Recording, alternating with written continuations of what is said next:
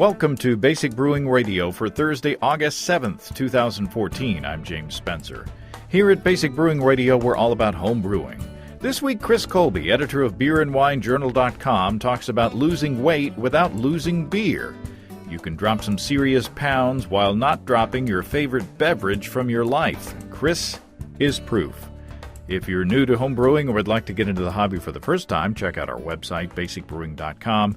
You can find archives of our audio and video podcasts and our DVDs to walk you through basic and more advanced brewing techniques. On Twitter, I am Basic Brewing, all one word. On Facebook, I'm facebook.com/basicbrewing.james. Our show page on Facebook is at facebook.com/basicbrewing. We're on the Google Plus, too. Thanks again to everybody clicking on the Amazon.com associate link on our basicbrewing.com site.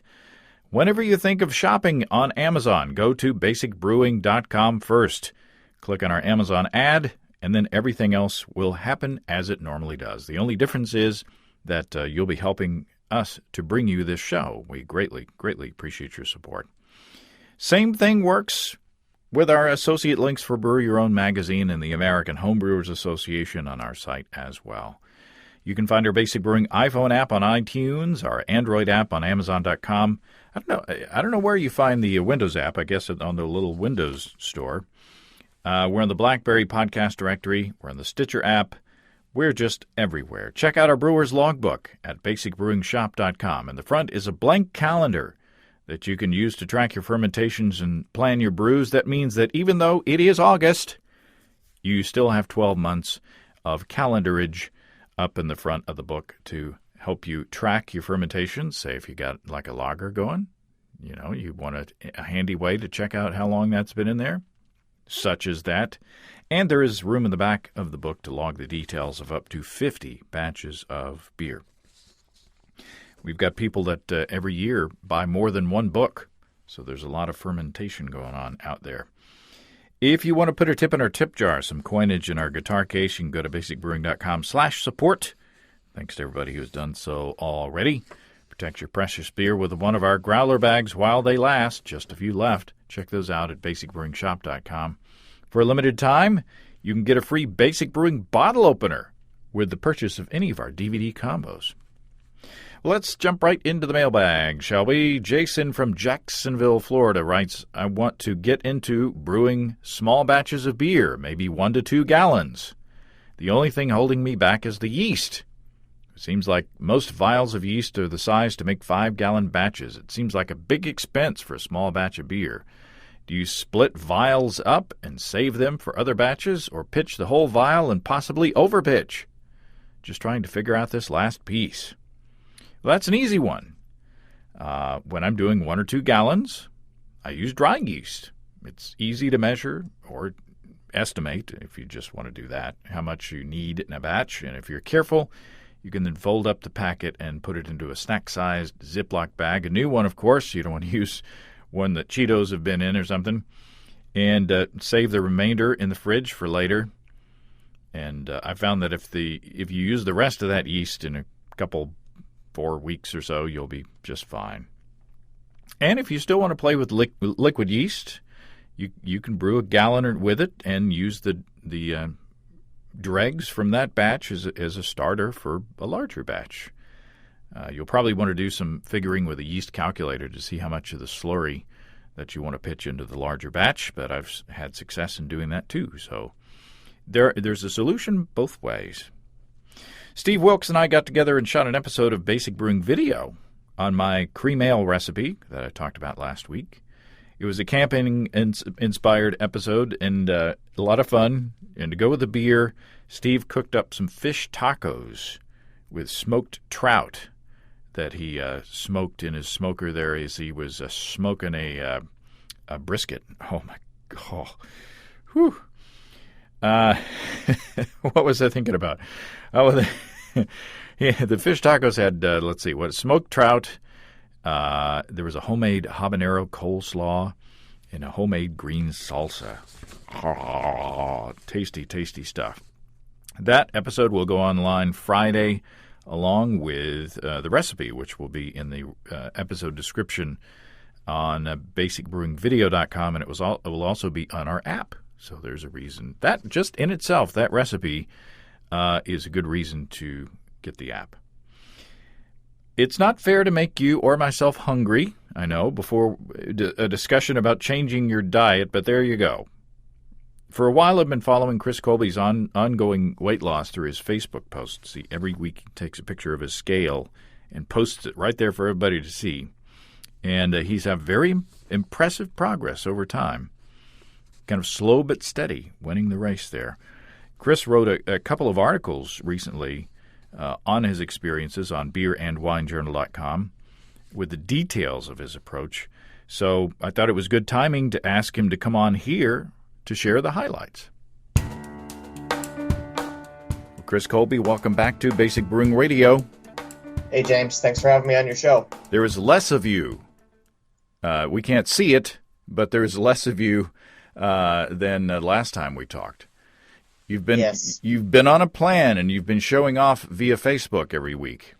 First of all, what was the impetus, the reason for your getting on this weight loss strategy? Basically, just general health reasons. I come from a family. My dad had a lot of brothers, still has a couple, and I just sort of saw the health problems that the male members of my family who are overweight ran into, and I just decided, I'm getting to that point in my life. I'm not 20 anymore. Time to start taking a little bit better care of myself. Yeah, I have come to the same conclusion. I started to go to the doctor for periodic checkups a couple of years ago, and the doctor looked at my blood test and said, "Oh, you're borderline diabetic." So I said, "Oh, those two words I don't like together," in reference to me. And he also said my cholesterol was up, and I have a history in my family too of health problems, and my dad's got type 2 diabetes, and of course he's 86, but still, there are problems with that, and so I wanted to avoid that, and so I started paying attention myself to what I was eating and what I shouldn't be eating and all that, and so I started on my own little plan. And part of the reason that I wanted to get in touch with you on this topic, one is that you wrote an article, a series of articles on beerandwinejournal.com, but also I went to the doctor a couple months ago, and I was meeting my goals and meeting my targets, and blood sugar was down to where it needed to be, and bad cholesterol was down, good cholesterol was up, and so I got all cocky, and I had been counting calories and keeping track rigorously of what I was eating through a little app, and so I quit. I said, I can handle this, and my weight's gone back up. So, Oh. So it pays to pay attention. And I guess that's part of your strategy. I mean, your strategy is not earth-shattering, but the theme is that you can lose weight without giving up beer, which is, seems to me a good incentive. Yeah, that's my, I wanted to lose weight or whatever, but I like beer, and giving that up didn't seem, like something that I'd like to, go through. And also I like a lot of other foods that I didn't want to, a lot of diets say, oh, you got to give up this, you got to give up that. I just didn't want to do that. I didn't want to give up the foods that I like, partially out of just, obviously that I like those foods. And secondarily, just because I didn't think any diet that I'm eating, either a bunch of strange foods that I'm not used to, or I'm cutting out, either any specific food or any, types of food so that I'm, hungry for them all the time. I just didn't think that would work. So I just came up with the idea, and none of these ideas are original to me, really, but I just hit on the idea of trying to lose weight at a slow but steady rate, rather than the ludicrous, drop drop 30 pounds in 3 weeks, that kind of thing, where that you see in on magazines and all over. Just I figured I don't need to lose the weight at that speed. There's no way I really could at a sustainable weight rate. So I just figured I want to figure out a way to lose a little bit of weight every week and have it be something that's sustainable and something that I can stick with. So you didn't go for the paleo diet or the Atkins diet or the zone diet or the what is it, South Beach diet, or all these diets that say eat this and don't eat that. Yeah, I think, given my background in biology, I tend to think most of those diets are bunk, or nearly so. They're like, they might work in the short term, although not necessarily for the reasons they give. But they're not something that you can stick with. They're not a healthy way of eating. And another thing I wanted to do is, when I got done with the weight loss plan, I didn't want to have to shift gears from, some crazy set of foods that I'm eating and all this, like a bunch of record keeping on, because like I count calories, but I try not to go nuts about it. I didn't want to shift gears from that back to just, what I was doing before, which was obviously making me gain weight. I wanted to set up something where I would lose the weight, and then I would just sort of keep doing that just to a lesser degree once I got, to a healthy weight, to just maintain my weight. Yeah, I think that I've tried like the Atkins diet and the zone diet and things like that. And I found out that, number one, it's difficult for me to keep track of what I should be eating and what I shouldn't be eating. And like the zone thing, you're supposed to, there's a balance of so many grams of protein versus so many grams of fat versus so many grams of carbohydrates. And it's exhausting. But number two, I discovered that as a byproduct of paying attention to whatever I was eating less. So it wasn't necessarily that I was eating the right proportions of things, or it was that I was actually paying attention to what I was sticking in my face, and so that I was less likely to go for the bag of chips, as I was passing the pantry, or the midnight snack right before I went to bed, or things like that. So there is some value to just paying attention to what you're eating to begin with.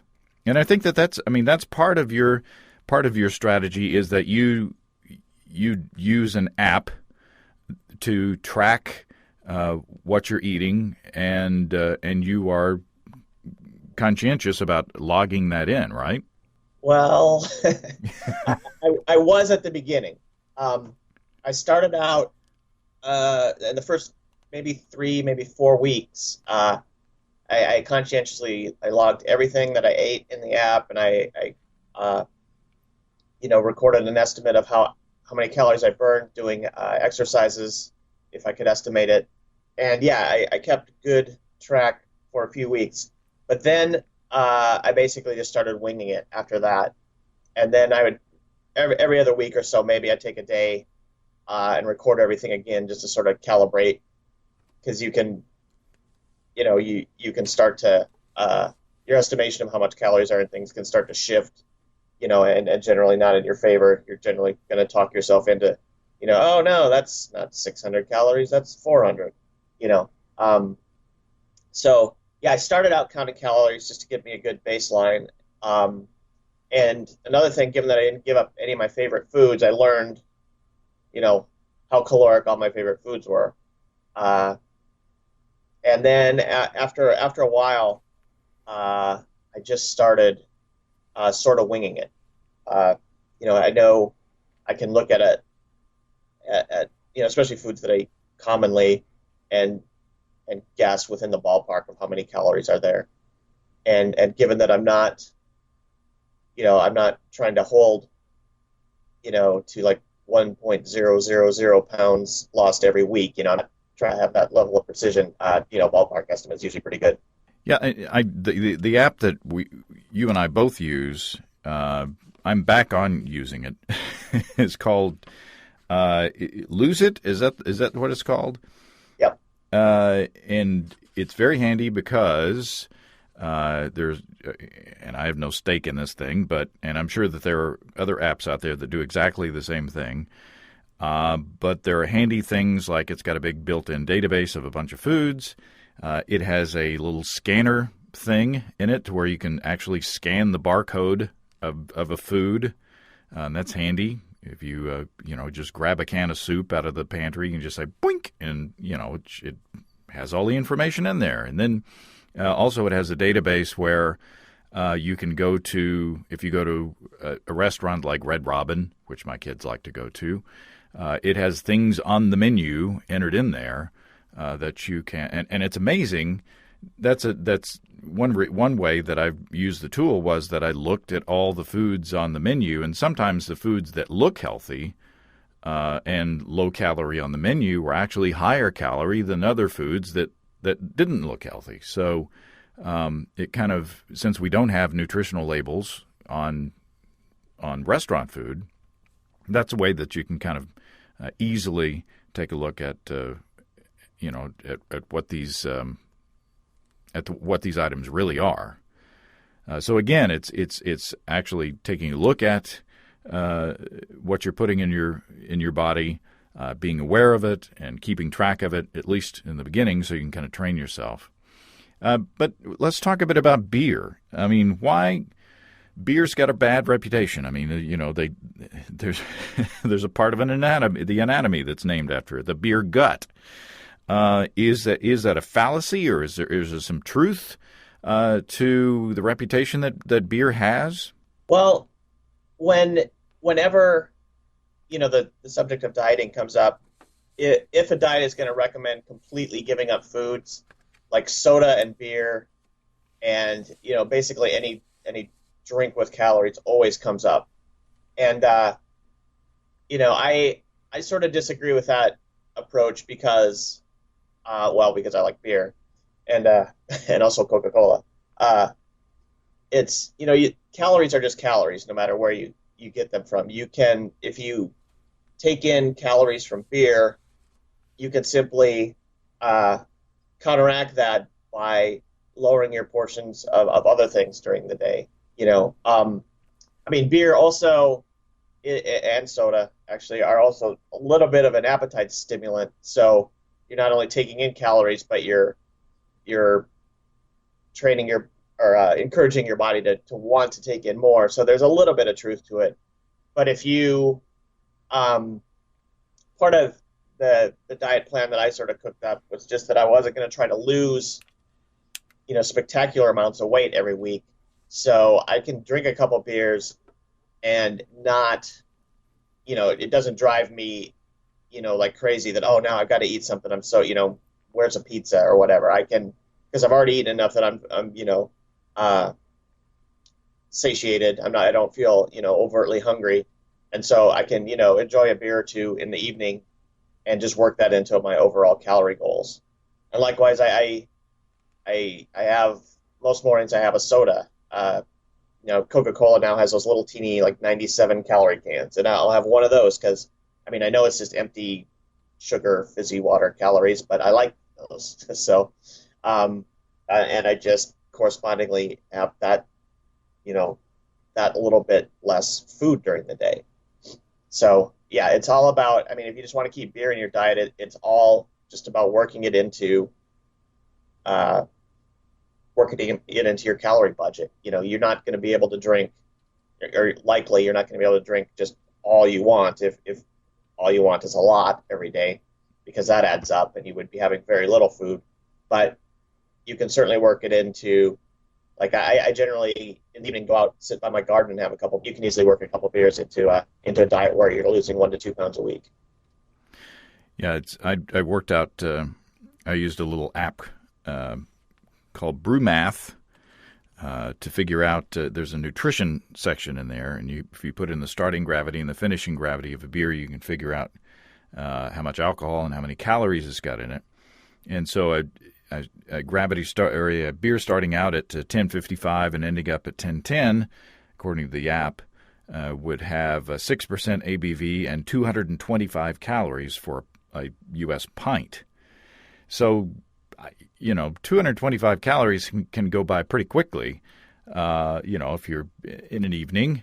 And before you know it, you know, if you've had 4 pints, you've had 1,000 calories.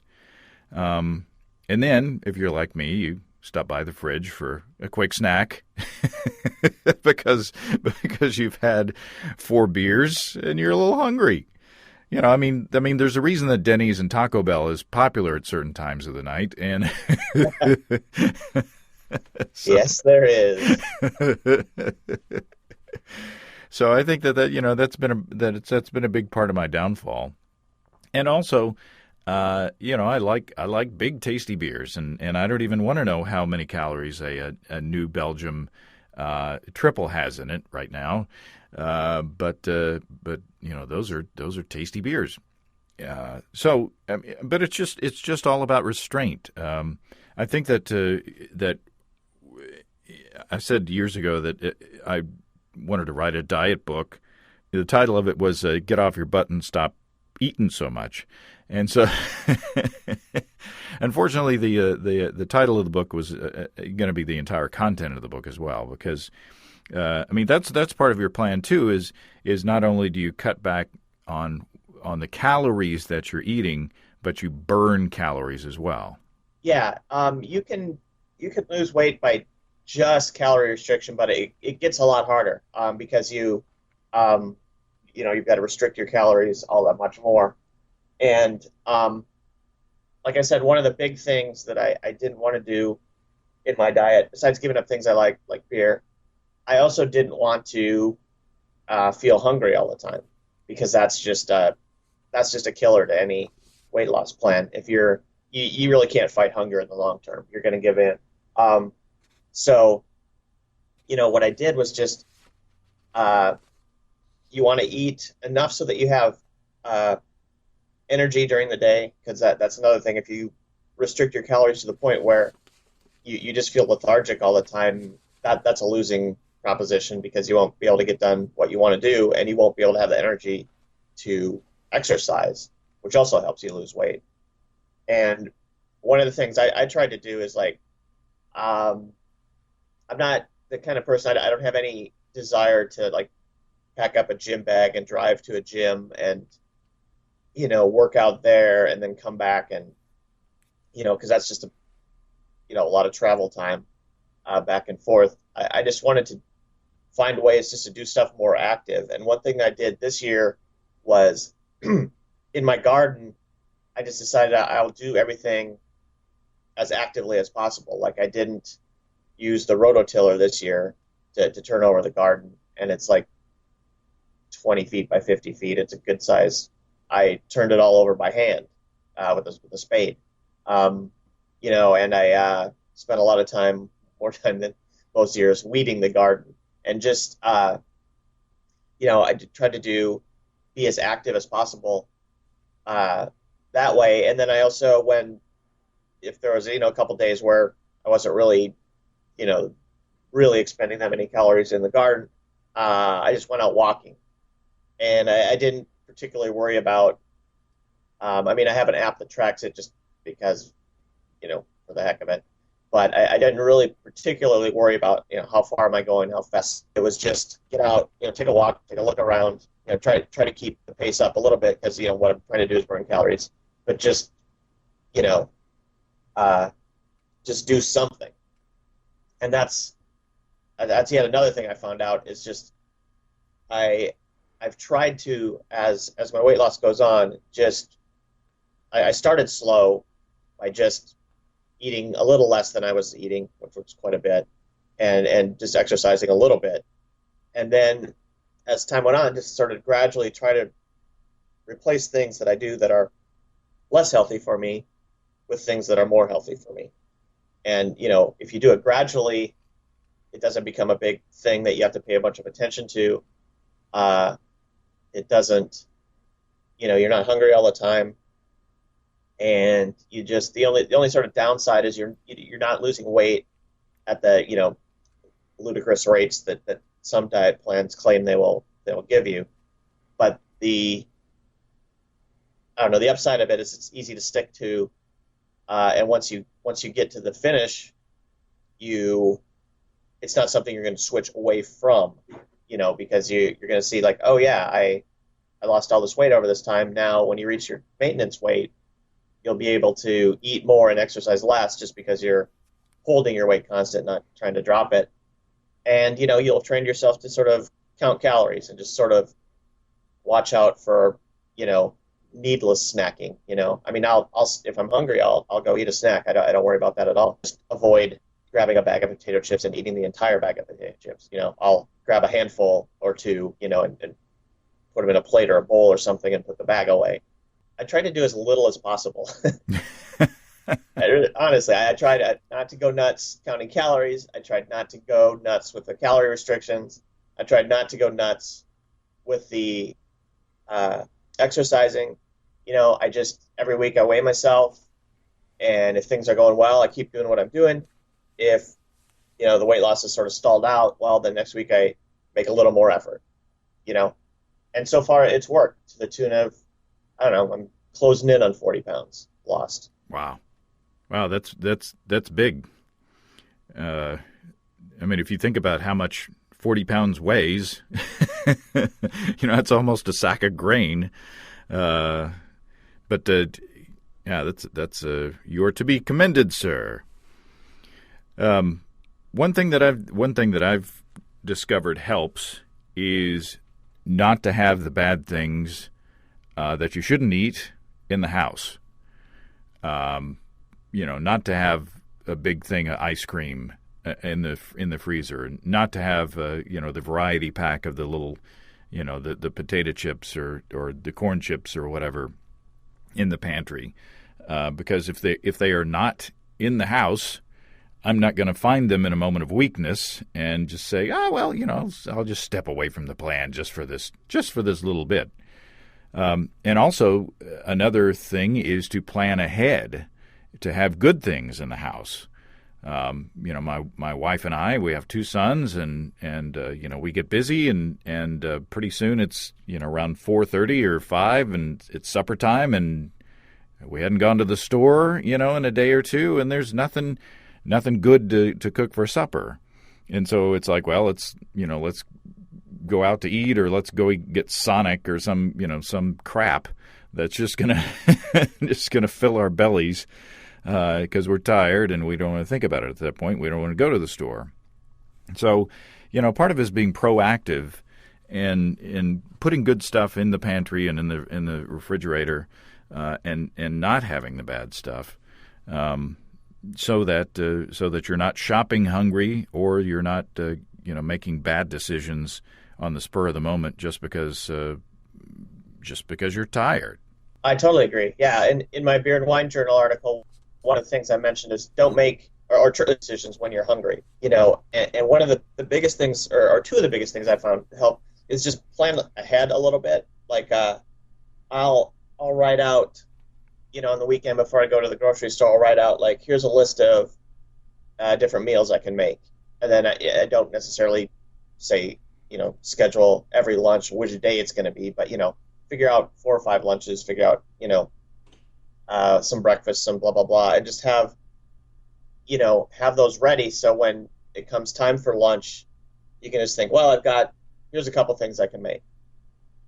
And another thing I like to do is I'll make something over the weekend, and I'll make like 4 to 6 portions of it, and then just scoop them out into those little Tupperware or Rubbermaid or whatever little food storage devices are.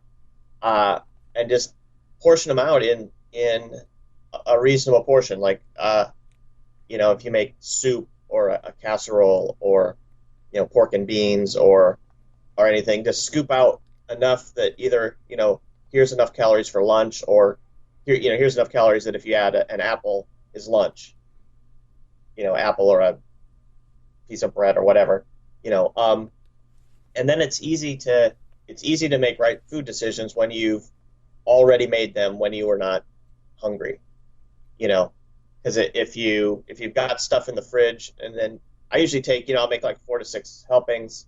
I'll eat one and, put the rest in the fridge. And then the next day I'll take a couple of them and put them in the freezer. And then I'll also take, a couple out of the older things that I've made, different things, and move them to the fridge. And, so you have, after a few weekends of cooking something with a little, you have, a bunch of little containers that you can, well, I work from home, but if you, if you don't work from home, you can just, take that little container, throw it in your fridge at work and microwave it for lunch. And also you have the option that you've probably cooked something healthier than the local fast food restaurant, and it's the right amount of calories because you made that decision when you were, it's not lunchtime and you're starving when you're deciding where to go. It's, that weekend when you're hopefully not starving. And yeah, I think that's a big part of it is make the decisions when you, at a time that you can make a smart decision. Yeah, I also work at home and running down to the fridge and finding leftovers from the night before, like I'll if I'm frying up some salmon in the grill pan in the evening, I'll fry up an extra piece so that the next day I can have that on a salad, or I can have it, with the kale from the night before. My wife's all into kale now. There's rather than the big can of Wolf brand chili, which I tend to buy for emergencies. There's something that's tasty and satisfying and is easy to do. Make it easy on yourself. How often do you weigh?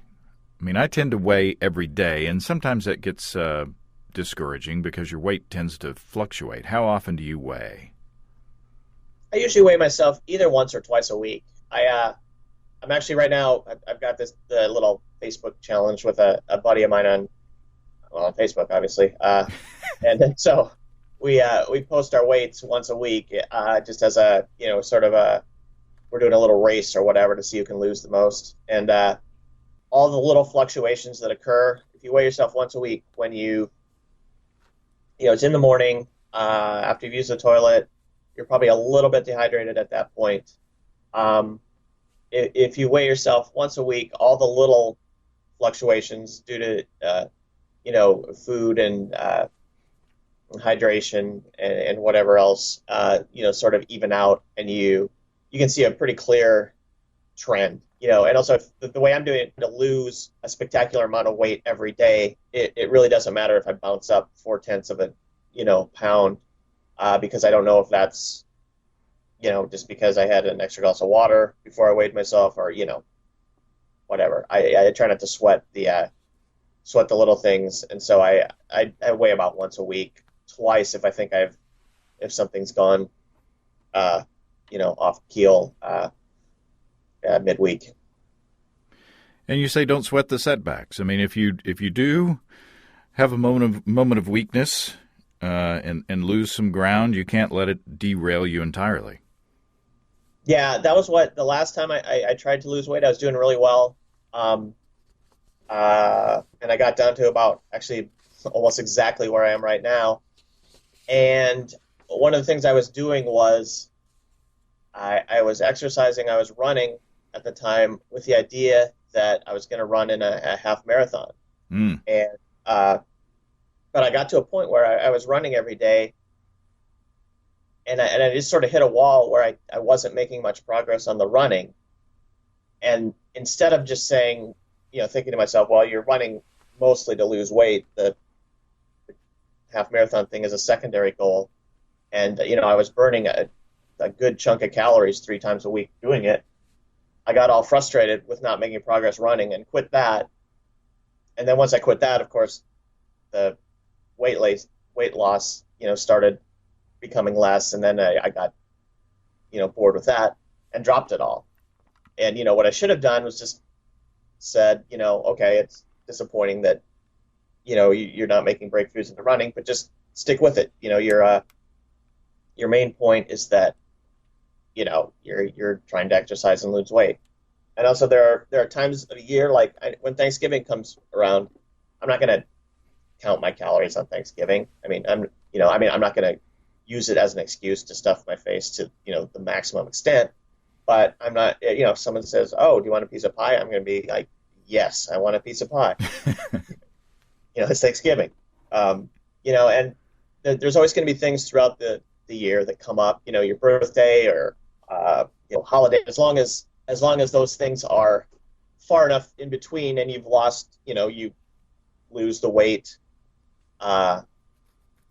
you just get back on track. They don't really hurt. Like earlier this year, my in-laws celebrated their 50th anniversary, and we went to my wife and I went to their party, of course, and they had a whole roasted pig.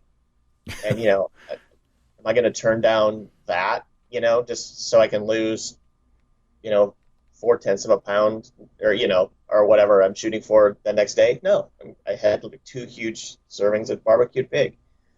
And it took me 2 weeks to get back on track after that, but I've made my decision and I'm happy with it.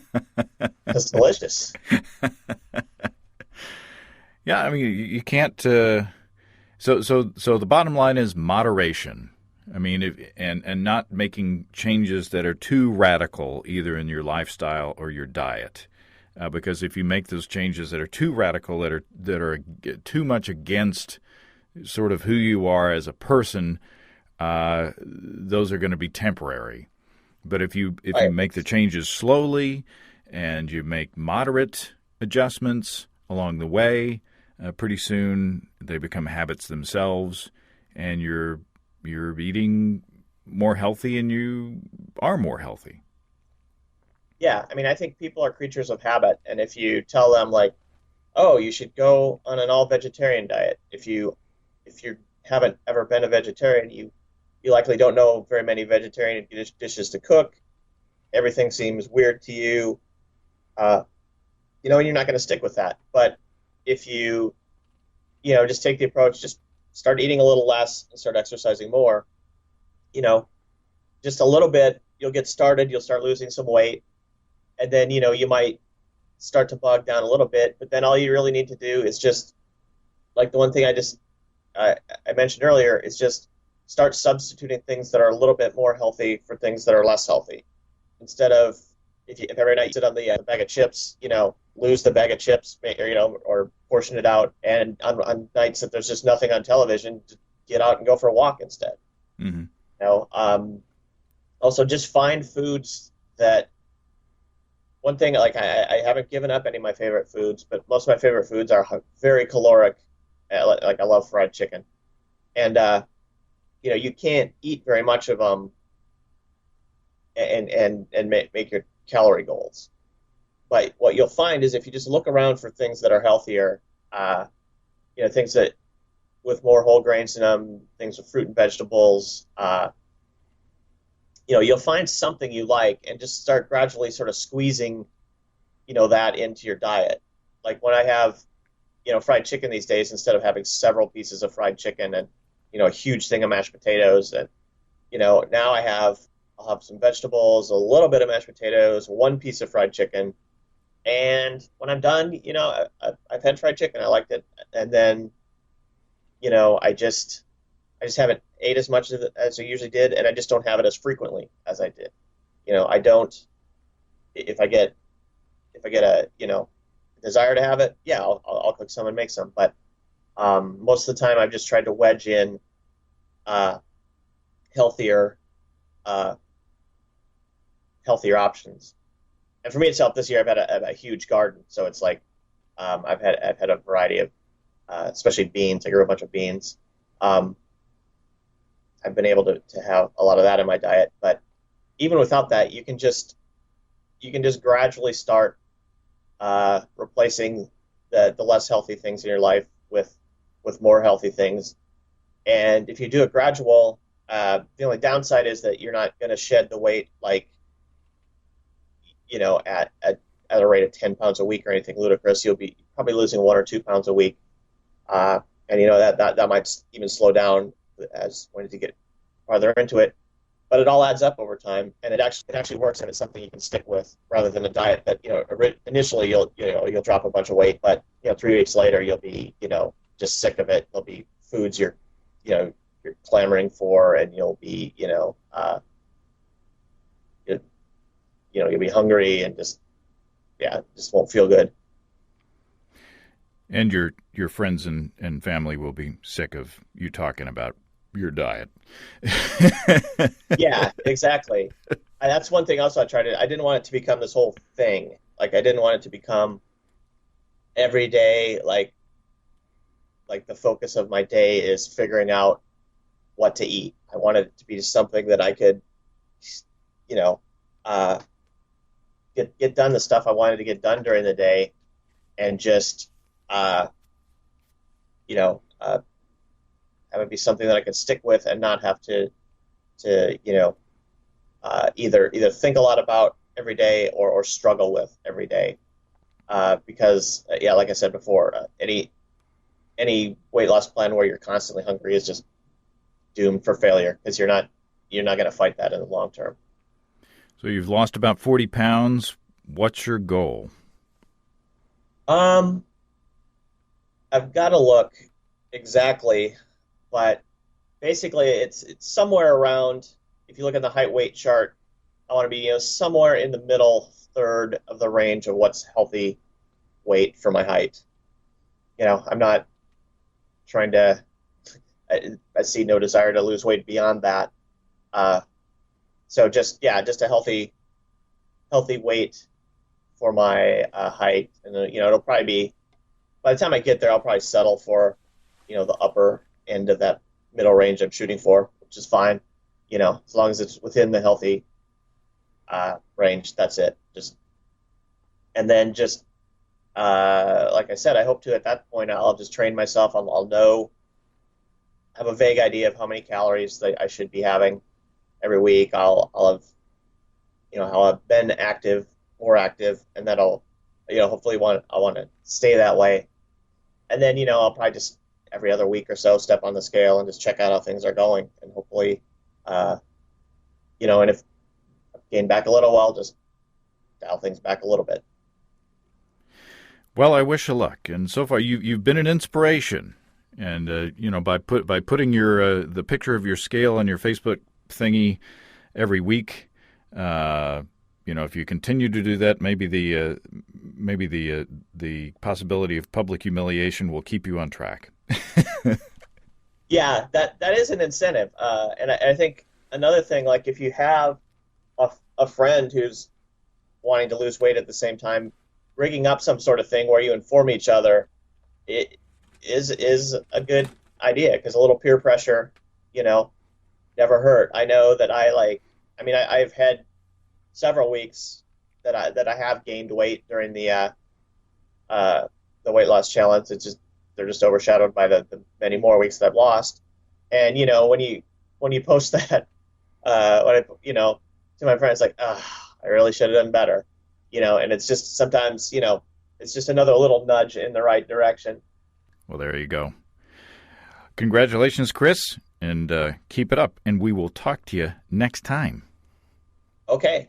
Well, thanks again to Chris. A couple of details. New Belgium Triple, according to their website, has 220 calories. I found that pleasantly surprising. I thought it was going to be way more than that, so there you go.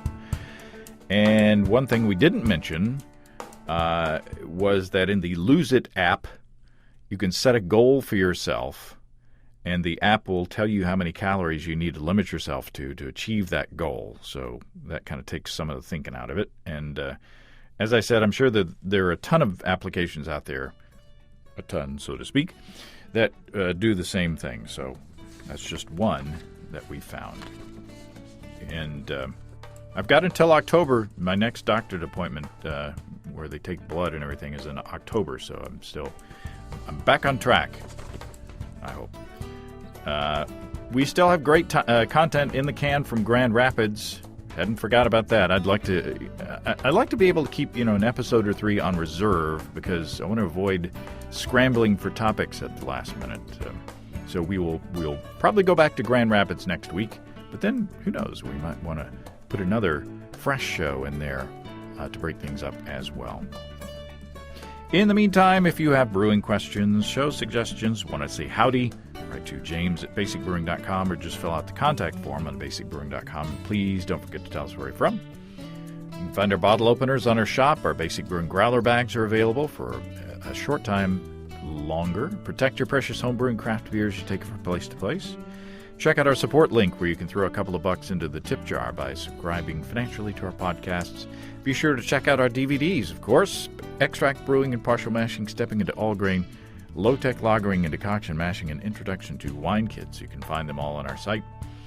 Along with combo deals to save you a few bucks if you want to buy more than one DVD at a time. And for a limited time, you'll get a free bottle opener included with any of our DVD combos.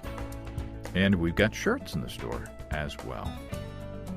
Our logbooks are also there. Keep track of up to 50 batches of beer. You can see a listing of the fine folks across the country who sell our DVDs on basicbrewing.com. And if there isn't a vendor in your area, you can order them online in our online shop at basicbrewingshop.com. Thanks to everybody who's continued to click on our Amazon.com link. We greatly appreciate the support there. Featured products this week that were pushed through the link are A Ranger's Guide to Yellowstone Day Hikes. That is a cool place. And Samsung 64-inch 1080p 600 Hz Plasma HD TV. Wow. Very cool. Thanks again, everybody. And remember, it doesn't have to be a big purchase. We like the small purchases, too. I can't tell who bought what, so no worries there. Just click on the Amazon.com logo on our site the next time you feel like Amazon shopping. We greatly appreciate your support. Don't forget, you can also join the American Homebrewers Association and subscribe to Brew Your Own magazine through the associate links on basicbrewing.com as well. That's all until next time. Until then, thanks for listening, everybody. I'm James Spencer. Production help for Basic Brewing Radio and our website is provided by Kelly Dotson. Basic Brewing Radio is a production of Active Voicing. We'll talk to you next time, everybody. So long.